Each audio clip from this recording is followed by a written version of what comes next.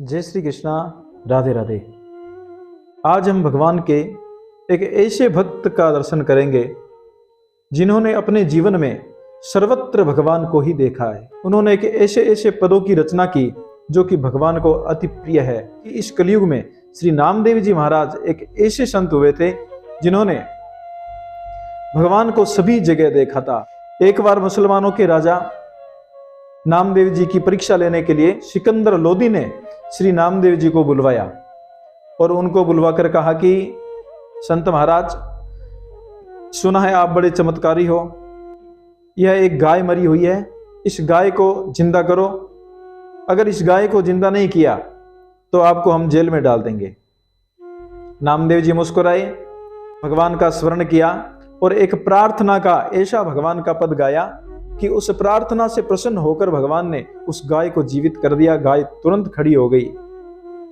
जैसे ही गाय खड़ी हुई, सिकंदर नामदेव जी के चरणों में गिर पड़ा और साष्टांग प्रणाम करने लगा और प्रार्थना की कि प्रभु मुझे क्षमा कीजिए। सिकंदर श्री नामदेव जी से बड़ा प्रभावित हुआ और उसने नामदेव जी को कहा, महाराज आप जितना चाहो यहाँ का राज्य ले लो, कोई शहर ले लो, गांव ले लो, जो वस्तु आपको चाहिए वो आप मेरे से ले लो और अपना भजन भाव करते रहो। नामदेव जी ने कहा, नहीं, मेरे को कुछ नहीं चाहिए। तो सिकंदर ने एक पलंग नामदेव जी को दिया जो मणि मोती माणक आदि लगे हुए थे और वो बहुत मूल्यवान पलंग था। तो नामदेव जी उस पलंग को उठाया और नामदेव जी वहां से चल दिए। सिकंदर ने कहा, महाराज 10-20 सिपाही साथ में ले जाओ, वो पलंग को ले जाएंगे। नामदेव जी ने कहा, नहीं, यह भी भगवान का है तो मैं इसको किसी दूसरे को कैसे दे सकता हूं। ये भगवान का पलंग है, इसको मैं अपने मस्तक पर उठा करके ले जाऊंगा। लेकिन 2-4 सिपाही राजा ने फिर भी उनके पीछे पीछे भेजा कि कहीं थक जाए तो आप उठा लेना। नामदेव जी थोड़ी दूर चले, उसके बाद में आगे यमुना जी का गहरा जल था, उस जल में उस पलंग को डाल दिया। सिपाहियों ने आकर राजा को यह सूचना सुनाई कि महाराज वो नामदेव जी संत ने तो उस पलंग को श्री यमुना जी के जल में डाल दिया। सिकंदर ने वापस सिपाहियों को भेजकर पुनः दोबारा नामदेव जी को बुलवाया।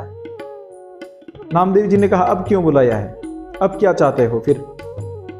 सिकंदर ने हाथ जोड़कर कहा कि महाराज वो जो पलंग मैंने आपको दिया था वो आप कृपा करके एक बार वापस लाना होगा, क्योंकि वैसा वैसा पलंग और बनवाना है, तो इनको कारीगरों को दिखाना है कि उसकी क्या डिजाइन थी। नामदेव जी ने कहा, चलो तुम मेरे साथ चलो। तो सिकंदर आदि सभी नामदेव जी के साथ में गए। यमुना के उसी स्थान पर ले गए नामदेव जी जहां वो पलंग यमुना जी में डाला था और नामदेव जी थोड़ा यमुना जी के अंदर जाकर के वैसे वैसे कई पलंग निकाल दिए।